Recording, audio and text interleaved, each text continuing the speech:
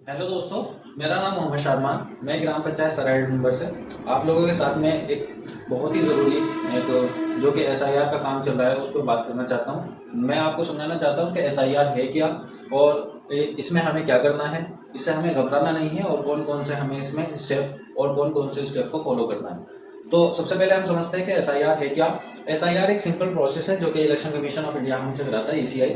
और इसमें कुछ नहीं होता, सिंपल एक ये है कि वोटर की जांच होती है कि जो पहले से जो हमारे वोटर चल रहे हैं उनके बीएलओ जो होता है, ब्लॉक लेवल बूथ ऑफिसर जो होते हैं, वो घर घर जाकर के इस पर वोट की चेकिंग करते हैं कि कौन लोग यहाँ पर है, कौन लोग यहाँ से चले गए, या किसका वोट है या किसी का डुप्लीकेट वोट है। तो सिंपल एक ही प्रोसेस है एसआईआर, और कुछ नहीं है। सिंपल एक वोट की प्रक्रिया है, वोट को क्लीन करने का, वोटर लिस्ट को क्लीन और साफ सुथरा करने का प्रक्रिया है। इससे घबराने की ज़रूरत नहीं है। सिर्फ ये है कि हमें यह समझना है कि इसमें किस किस डॉक्यूमेंट की रिक्वायरमेंट है, वो डॉक्यूमेंट हमें देना है। और डॉक्यूमेंट भी कुछ नहीं देना है। अगर मान लीजिए आपके वोट 2003 की वोटर लिस्ट में थे तो आपको तो सिंपल कुछ नहीं देना है। आपको तो सिंपल वो फॉर्म फिल करके और अपना फोटो लगा करके अपना सिग्नेचर करके वो फॉर्म फिल करके दे देना है। और अगर किसी के 2003 में वोट नहीं था, जैसे कि फॉर एग्जांपल मेरा 2003 में वोट नहीं था, मेरा 2020-22 में बना वोट है। तो 2003 में जैसे कि मुझे करना होगा, मुझे क्या करना होगा, एक तो मुझे अपना कोई भी एक आईडी देनी होगी, उसके साथ साथ में मुझे एक अपने पेरेंट्स की आईडी लगानी होगी। अब वो पेरेंट्स में हो सकता है आपके माता का या आपके कोई भी पिता की आईडी, कोई भी चल जाएगी। आईडी में जैसे कि अगर आपके पेरेंट्स से हाई स्कूल या इंटर या कोई भी इस तरह का कुछ कर रखा है तो वो आईडी लग जाएगी। और अगर मान लीजिए आपके कोई भी पेरेंट्स माता पिता कोई भी गवर्नमेंट नौकरी पे है तो वो उनकी आईडी लग जाएगी। और अगर पासपोर्ट है तो पासपोर्ट आईडी लग जाएगी आपकी। और अगर ये भी नहीं है तो आज की डेट में जैसे कि स्कॉलरशिप के फॉर्म भरते हैं तो सभी लोगों के जाति मूल निवास तो बनती है, तो आप उनमें से अपना कोई भी या तो जाति का या कोई अपना मूल निवास लगा सकते हो आप, एक आईडी अपने पेरेंट्स की। और आज की डेट में सभी स्टूडेंट्स तो बच्चे तो सभी पढ़ ही रहे हैं। तो अगर मान लीजिए आपके 2003 में वोटर लिस्ट में नाम नहीं है और आप अपनी हाई स्कूल की मार्कशीट का फोटो कॉपी लगा सकते हो, या हाई स्कूल नहीं किया आप लोगों ने तो अगर जैसे लड़के हैं आज की डेट में पासपोर्ट बनवा के रखते हैं तो अपनी पासपोर्ट आईडी लगा सकते हैं। और पासपोर्ट के अलावा आप जाति मूल निवास अगर आपका इनमें से कुछ भी बना हुआ है तो वो लगा सकते हो। Birth certificate, DOB birth certificate लगा सकते हो आप। तो ये सारे डॉक्यूमेंट्स आप इजीली लगा सकते हो। हाँ, बशर्ते है आपको ना तो अपना आधार कार्ड उसमें एक कॉपी की तरह लगाना है एसआईआर के फॉर्म के साथ में, ना आपको पहचान पत्र लगाना है, क्योंकि इलेक्शन कमीशन ने बिल्कुल साफ कर दिया है कि ये आईडी वैलिड नहीं मानी जाएगी। आपके ये सिर्फ आपकी एक पहचान की आईडी, यानी कि आपको आइडेंटिफाई कराता है, ना कि आपके वोटर लिस्ट के ये वैलिड माना जाता है। तो अगर आपको इस फॉर्म को फिल नहीं करना आ रहा है तो आने वाले संडे को, इसी संडे को, परसों को मैं खुद ही इसका एक कैंप लगाने जा रहे हैं हम सराय में। वहाँ सभी बीएलओ सर भी हो गए और जो गांव के जिम्मेदार लोग हो गए वो सारे वहाँ मौजूद हो गए। आप लोग अपना फॉर्म, अगर किसी को कोई भी प्रॉब्लम आती है तो किसी भी तरह की चिंता करने की ज़रूरत नहीं है।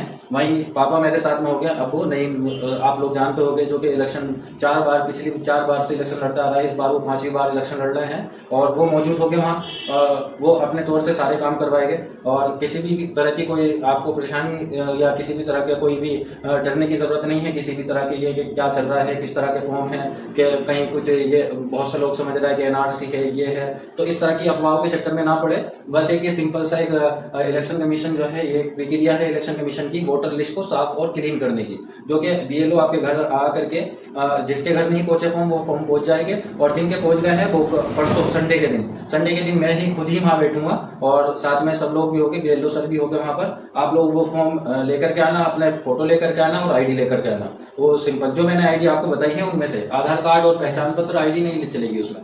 तो ये सारी आईडी आप लेकर के आना और ये सारी रिक्वायरमेंट फुलफिल करके हम खुद ही सबमिट कराएंगे। तो किसी भी तरह की किसी भी चिंता करने की जरूरत नहीं है। बहुत से दोस्तों के मेरे पास फोन आए कि ये सादमान क्या चल रहा है, हम लोग तो बाहर है, कैसे फॉर्म फिल करेंगे। तो आपको ये भी चिंता करने की जरूरत नहीं है कि हमारी फैमिली के मेंबर तो बाहर है, वहाँ ये फॉर्म को कैसे फिल करेंगे, कैसे साइन करेंगे। तो सिंपल कुछ नहीं है, ये एक प्रक्रिया है कि आपको ये फॉर्म को रिसीव करना है, जिससे कि मतलब कि आपकी डिटेल को एग्जैक्ट फिल करना है। वो कोई भी फैमिली मेंबर आपका फिल कर सकता है, कोई भी उस फॉर्म को रिसीव कर सकता है। ऐसा नहीं है कि वही आकर के कोई मुंबई से आएगा, कोई पुणे से आएगा, ऐसा कुछ नहीं है। सिंपल कोई भी फैमिली मेंबर होगा आपका, वो फॉर्म को रिसीव कर लेगा और फॉर्म को रिसीव करने के बाद में आप बस आपको क्या करना है, जो भी बाहर है वो अपनी आईडी शेयर कर दे व्हाट्सएप पे या किसी भी थ्रू, सोशल मीडिया के थ्रू, और वो फोटो कॉपी करा करके मुझे दे दे या बीएलएसओ को दे दे। और उस फॉर्म को मैं फिल कर दूंगा और आपका फोटो एक लगना है और सिग्नेचर आपके कोई भी अपना फैमिली मेंबर आपका सिग्नेचर कर दे। बस ये है कि फॉर्म रिसीव होना चाहिए किसी के भी थ्रू, आपके फैमिली मेंबर के थ्रू हो या किसी से भी कांटेक्ट करके आप वो फॉर्म फिल करा दें, जिससे कि आपका वोटर लिस्ट से नाम ना कटे। और ये ध्यान रखना है कि हमें कोई भी फॉर्म में मिस्टेक नहीं करनी है।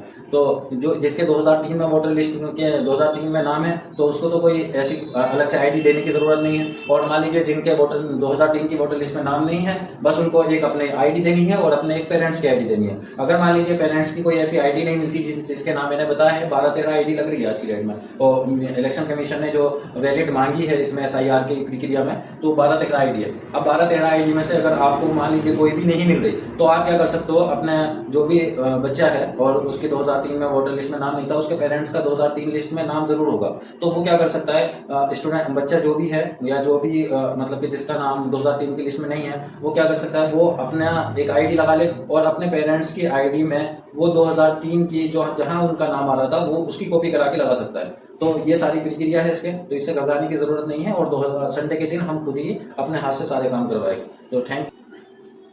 तो बस मुझे आप लोगों से इतना ही बताना था कि संडे के दिन मैं वहाँ गांव में ही अपने ग्राम पंचायत सराय डटुम्बर में ही ये सारी चीज़ें लेकर के बैठे गए हम। वहाँ पर BLO सर भी हो गए। तो अगर किसी से फॉर्म को फिल नहीं हो रहा और किसी की आईडी में कोई भी प्रॉब्लम आ रही है या कोई आईडी नहीं है तो वो कांटेक्ट करे। ऐसा नहीं है कि आईडी नहीं बनेगी, आईडी भी बन जाएगी, जाति बन जाएगा, मूल निवास बन जाएगा। 3 से 4 दिन लगेगा, 5 दिन लगेगा, इतना ही तो होगा। बस किसी भी तरह की कोई फालतू अफवाह के चक्कर में नहीं आना है और बस इस पर काम करना है। अपना जो भी है वो आईडी या जो भी फॉर्म है वो उसको फिल करके सबमिट कराना है BLO सर को। तो बस मैं आपको इस जानकारी के लिए ये वीडियो बनाई है। ये पूरी वीडियो देखने के लिए आपका बहुत बहुत शुक्रिया और धन्यवाद।